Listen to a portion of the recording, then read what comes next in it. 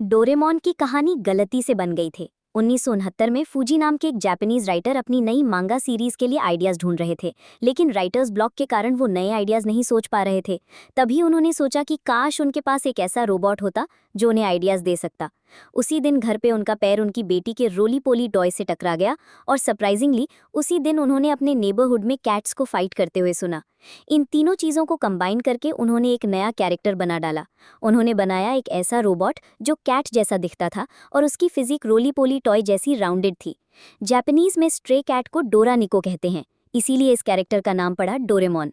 लेकिन यही नाम एक जापानीज स्वीट डोरायाकी से भी मिलता है, इसीलिए स्टोरी में यही स्वीट डोरेमोन की फेवरेट दिखाई गई है। स्टोरी के टारगेट ऑडियंस थे ऐसे बच्चे जो 4th ग्रेड या उसके आसपास के ग्रेड्स वाले हों। इसीलिए उन्होंने एक 4th ग्रेडर को ही शो का हीरो बनाया और उसका नाम रखा नोबिता।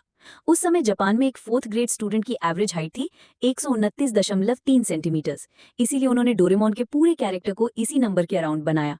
जैसे डोरेमोन की हाइट 129.3 सेंटीमीटर थी, वेट 129.3 केजीज था, पावर आउटपुट 129.3 हॉर्स पावर का था और इवन उसके सर का सर्कमफेरेंस भी 129.3 सेंटीमीटर था। फाइनली डोरेमोन के गैजेट्स बनाने के लिए फूजी ने कॉमन लोगों की प्रॉब्लम्स और सिचुएशंस को ऑब्जर्व किया और फिर ऐसे फ्यूचरिस्टिक गैजेट्स इमेजिन किए जो इन्हीं प्रॉब्लम्स को सॉल्व कर सकते हैं। और ऐसे ही तैयार हुई कहानी डोरेमोन की।